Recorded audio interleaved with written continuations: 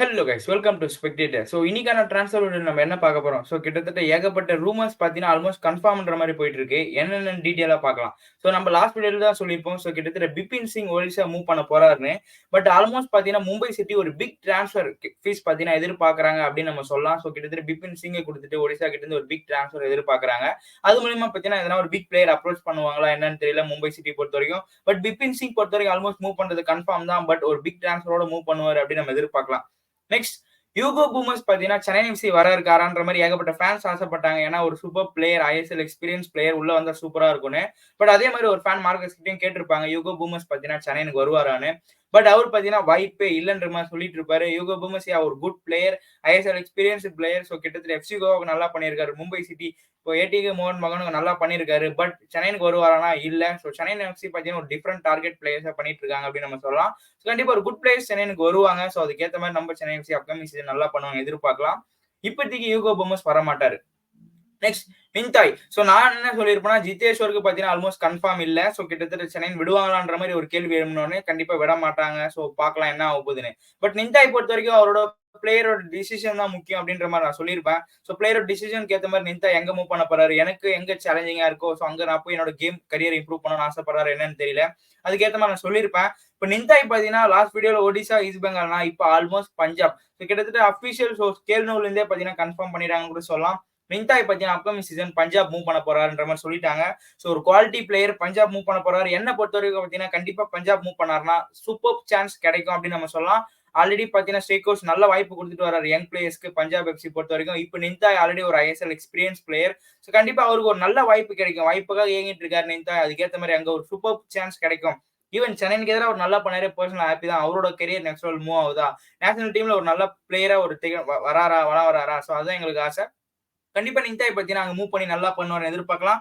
Almost confirm கிட்டத்தட்ட தட்டி தூக்குறாங்க. 3 இயர் டீல்ல பார்த்தீங்கன்னா பஞ்சாப் எஃப்சி தட்டி தூக்க போறாங்க அப்படின்னு நம்ம சொல்லலாம். நெக்ஸ்ட் ஸோ கிட்டத்தட்ட முகமது ஸ்போர்ட்டிங்லமும் சரி, ஜம்ஷெட்பூரும் சரி, ஸோ கிட்டத்தட்ட மோகன் பகான் சூப்பர் ஜெயின்ஸோட ஸ்ட்ரைக்கர் ஃபர்தீன் அலி. ஸோ இவர் பார்த்தீங்கன்னா கிட்டத்தட்ட மோகன் பகான் சூப்பர் ஜெயின்ஸ்ல தான் இருக்காரு. செகண்ட் டீம், தேர்ட் டீம்ன்ற மாதிரி நல்லா பெர்ஃபார்ம் பண்ணியிருக்காரு. மெயின் டீம்ல இருந்திருக்காரு. ஏகப்பட்ட பிக் பிளேஸ் இருக்கிற காரணத்தினால பார்த்தீங்கன்னா மோகன் பகான் சூப்பர் ஜெயின்ஸால இவருக்கு அந்த அளவுக்கு வாய்ப்பு கிடைக்கல. ஸோ ஆல்ரெடி பிக் பிளேயர்ஸ் இருக்கும்போது எப்படி இந்த மாதிரி பிளேயர்ஸ்க்கு மூவ் பண்ண முடியும். ஸோ யங் பிளேயர்ஸா இருந்தாலும் அந்த அளவுக்கு வாய்ப்பு கொடுக்க முடியாம தவிச்சாங்கன்னு சொல்லலாம். அந்த அளவுக்கு வாய்ப்பும் கிடைக்கல. பட் அவரோட கான்ட்ராக்ட் ஸ்டில் 1 இயர் இருக்கு. ஸோ பார்க்கலாம் அவரோட கான்ட்ராக்ட் டெர்மினேட் பண்ணிட்டு எதனா ஒரு கிளப்புக்கு மூவ் பண்ணுவாரா, இல்ல லோன் மூலியமா மூவ் பண்ணிட்டு அப்புறம் கான்ட்ராக்ட் எக்ஸ்டென்ஷன் கொடுத்துப்பாங்களா என்னன்னு தெரியல. ஸோ பொறுத்துல இருந்து பார்க்கலாம் என்ன நடக்க போகுதுன்னு. நெக்ஸ்ட் இது உண்மையா பொய்யா இல்ல ஈஸ்ட் பெங்கால் பண்றது எல்லாமே ஆல்மோஸ்ட் ரூமரா என்னன்னு தெரியல.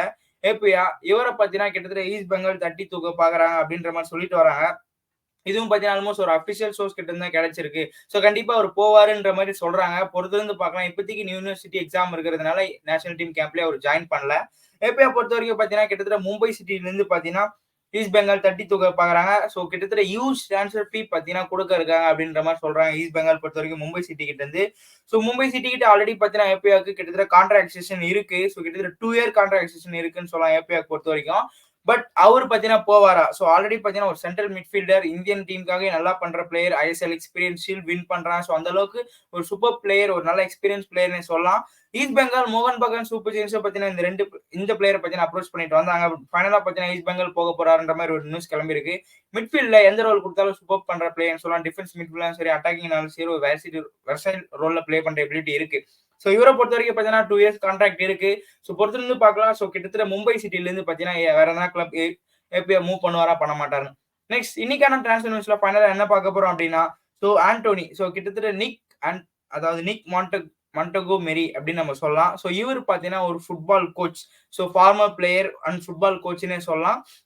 இவர் பார்த்தீங்கன்னா ரீசெண்டா ஸ்காட்டிஷ் பிரீமியர் லீக் ஒரு கிளப்பான ஹெர்பியன் ஃபுட்பால் கிளப்பை பார்த்தீங்கன்னா கோச் பண்ணியிருக்காருன்னு சொல்லலாம். சரி எதுக்கு இவரை பத்தி பேசுறோம்னா, கேரளா பிளாஸ்டர்ஸ்ல பார்த்தீங்கன்னா இவர் வர இருக்காருன்ற மாதிரி ஒரு ரூமர் வந்திருக்கு. பட் உண்மையா போய் நான் கன்ஃபார்ம் பண்றேன். மேபி இவரா இருக்கலாம், இல்ல வேற எந்த கோச்சா போகலாம். பட் இவர் தான் வர இருக்காருன்ற மாதிரி ஒரு ரூமர் வந்திருக்கு. நல்லா ஞாபகம் வச்சுக்கோங்க.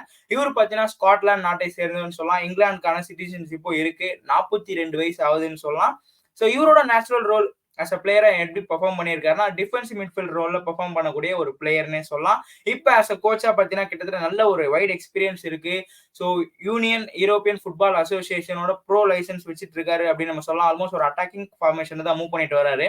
இவர் என்னதான் இப்ப ரீசெண்டா எந்த கிளப்லயும் கோச்சா இல்லனாலும் ஃபார்மரா பார்த்தீங்கன்னா, ஸ்காட்டிஷ் லீக்ல ஹெர்பியன் ஃபுட்பால் கிளப்க்கு மேனேஜரா இருந்திருக்காரு. அது மட்டும் இல்லாம லீக்ல சென்ட்ரல் கோஸ்ட் மெனனெஸ்க்கு பார்த்தீங்கன்னா, கிட்டத்தட்ட மேனேஜரா இருந்திருக்காரு. அசிஸ்டன்ட் கோச்சா இருந்து மேனேஜரா மூவ் பண்ணியிருக்காருன்னு சொல்லலாம். நிக் மான்டெக்ரோ.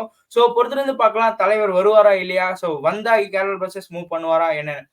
கண்டிப்பா இன்னைக்கான டிரான்ஸ்ஃபர் உங்களுக்கு பிடிச்சிருக்கும்னு எதிர்பார்க்கிறேன். மேலும் டிரான்ஸ்ஃபர் நியூஸ் தெரிஞ்சுக்க ஸ்பெக்டேட்டர ஃபாலோ பண்ணி